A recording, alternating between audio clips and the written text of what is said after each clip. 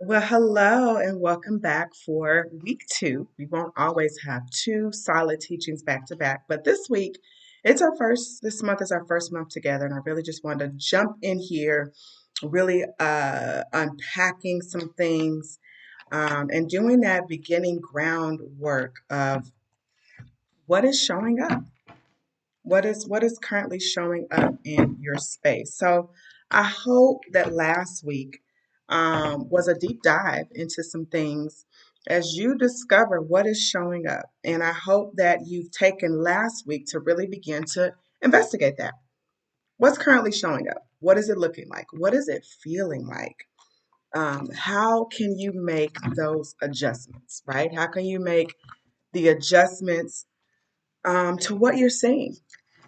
How do you begin to shift the narrative? I gave you two examples of how I shifted those narratives, and as a result, the relationships I attract in my life are pretty healthy. And when they're not, I know how to navigate a space of health.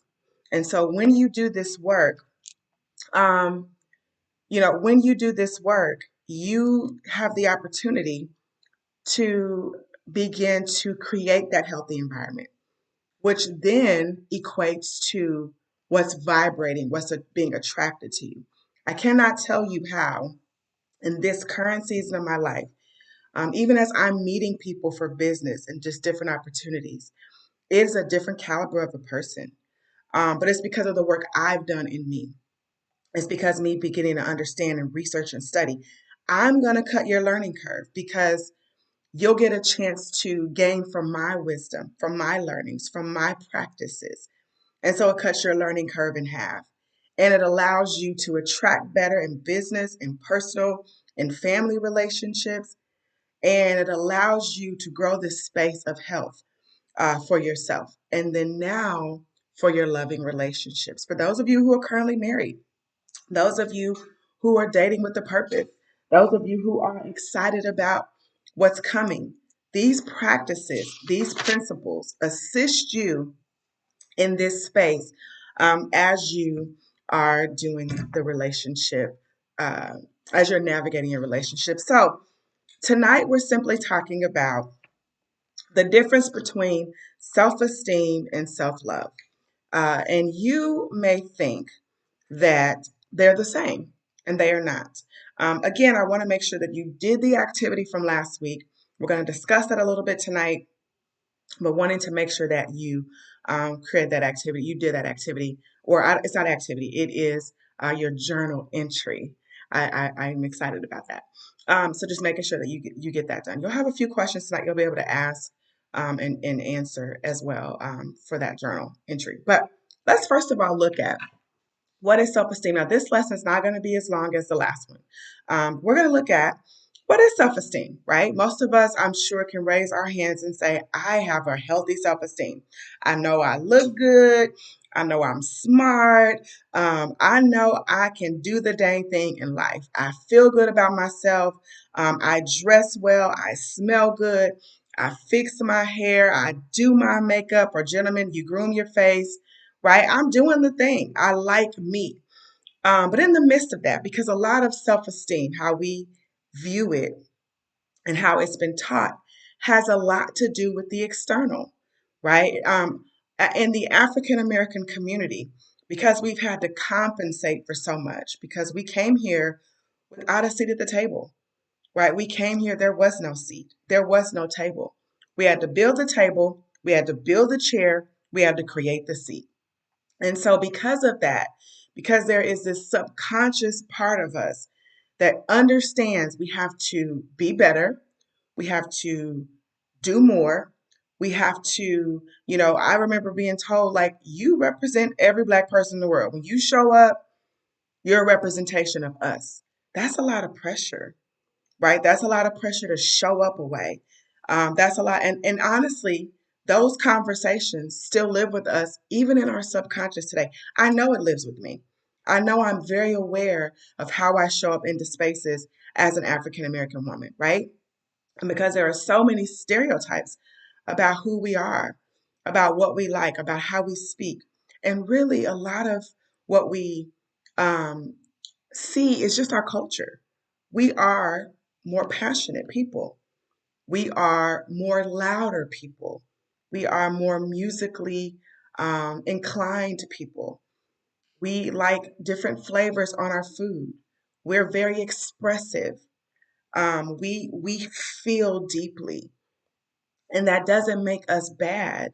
It just makes us different. It just means our culture, while we have not understood it as much as we're beginning to in these, this last decade or so, 2 decades or so, and it is getting more clear. We're getting to a place where, Black people, we're accepting who we are in a country that has told us that we're not enough, while constantly trying to be what they say we're not enough of. So, with that burden that we've carried in the subconscious of our DNA, we begin to relate in life that way. We begin to make sure that, hey, you know what? I may not live in the best house, but I'm gonna wear the best clothes. It may be all kind of broke items and refrigerators and washer and dryers. How many remember a time where you could, in certain neighborhoods, African American neighborhoods, you'd see couches sitting outside, you see cars all over the yard, you'd see, broken things. Um, but you see them same people at school the next day. They got on Jordans. They got on the best, Gucci, the best name brands, but their home isn't nearly up to par the way their outward life is. And that became how we esteemed ourselves. How much, and we still are like this as a people group, right? We still are very much, it matters what things look like. And even as we talk about religion, and we're taught different things about our faith, we're often told it's not so much about, you know, it's not so much about what's in here, it's what's out here. Don't look like a sinner. While you might be privately sinning, don't you look like one. You show up and you look like the part. And so this has been how we have created the esteem for ourselves. Is how have other people esteemed us? And I want you to understand at the core of you, this is where you're attracting from. This is if you are a person um, that you're more aware of how people think of you than you are aware of how do I think of myself? Making sure that you enjoy who you are, making sure that you celebrate privately who you are, that you're not waiting for the accolades of another person to say you're beautiful, you're handsome, you're smart, you're special, you're valued. I love you. You ought to be able to say, "Oh, I love me," and that's not from a conceited space because in the Christian world we've been taught no, if to love yourself is selfish. But the Bible clearly tells us in Mark 12 and 31. Let me go back to 30. It says, love the Lord your God with all of your heart and with all of your soul. Your soul is your mind, your will, and your emotions. And with all of your mind and with all of your strength. Right? Let me go back a little bit more to 29. I want to go to 29. It says okay, let me go back to a little bit 28. Okay. One of the teachers of the law came and heard them debating. Noticing that Jesus had given them a good answer, he asked them, of the commandments, which is the most important? This is the Love University, right? Which is the most important? The most important one, Jesus answered, is this hear, O Israel. The This hear, O Israel. The Lord our God, the Lord is one.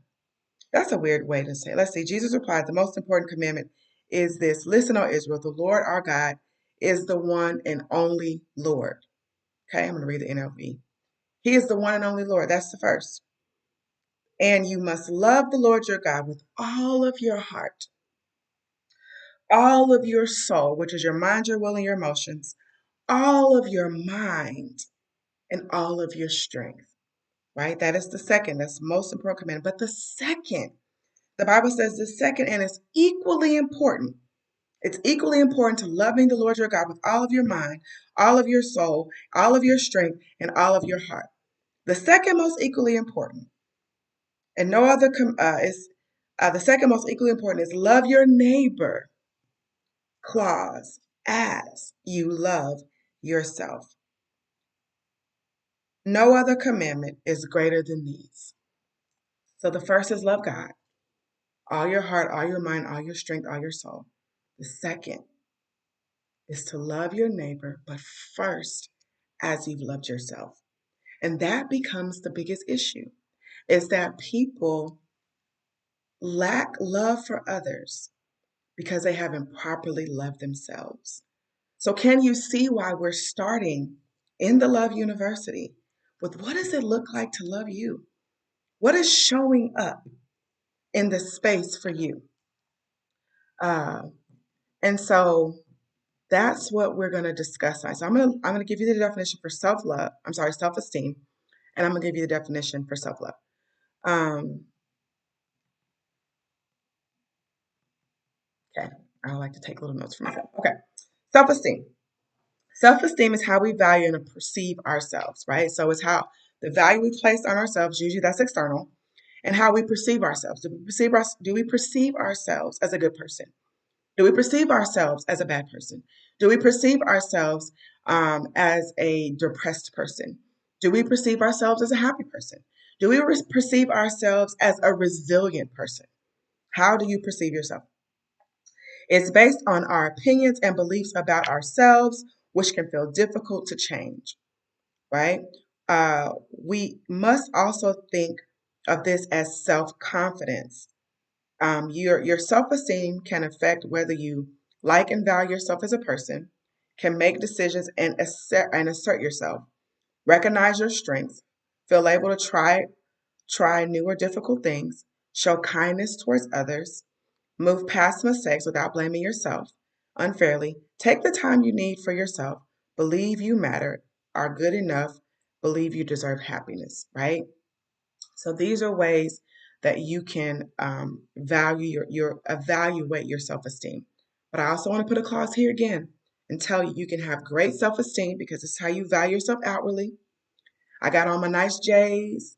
I got on my Gucci, outfit. Or, well, men, I'll say J's. Women, I have on my red bottoms. I just came back from the beauty salon. I just got a new BBL.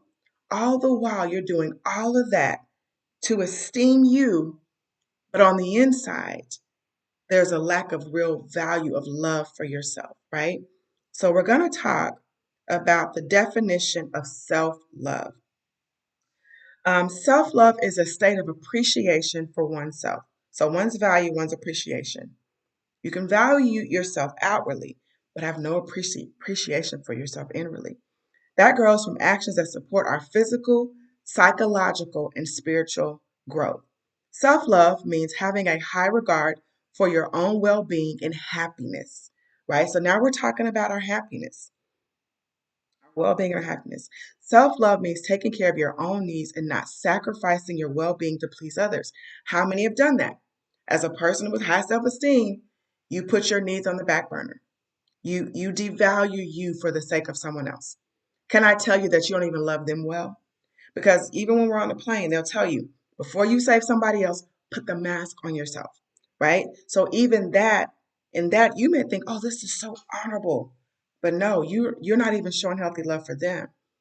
Because at some point, the love that you're showing them over you is going to cause you to resent them. This is good teaching. Hope you're taking notes. Self love means taking care of your own needs and not sacrificing your well being to please others. Self love means not settling for less than you deserve. Self love can mean something different for each person because we all have many different ways to take care of ourselves. What does self love mean to you? For starters, it can mean talking to and about yourself with love. How's your self talk? Can you look in the mirror and say, oh my God, I'm so amazing, I'm so beautiful, I'm so smart? Or do you looking like, man, I just don't like myself today? Now, let me say this. We have moments where we don't feel so excited about things that, maybe we know we should be doing more in life, or, we are unhappy with, something about ourselves. That's okay. You can be unhappy with it, but don't hate yourself. Don't loathe yourself. Don't reject yourself. Acknowledge that I don't like this, but now what am I going to do to fix it? What am I going to do to correct it? What is my action plan to move me beyond this place of not enjoying currently who I am, right? Um, Prioritizing yourself, giving yourself a break from self judgment, trusting yourself. That's a big one. We're going to talk about that.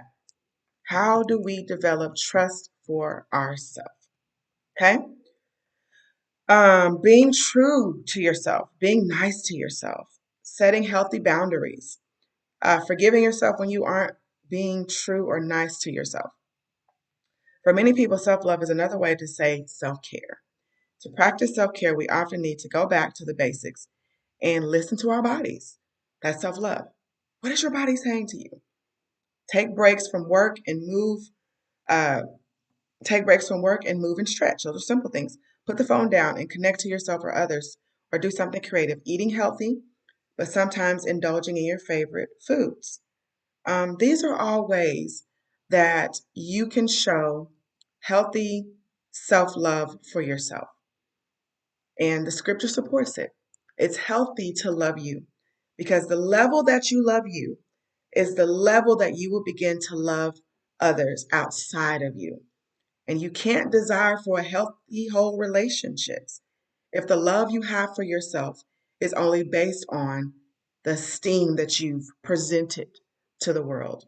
So, the work I want you to focus on this week, in addition to continuing to pay attention to what is showing up, what is your relationships looking like, I want you to define what is self-esteem, what is self-love, and how are you currently exemplifying the two? And what can you begin to do to, in areas that you've identified, I'm not loving myself so well.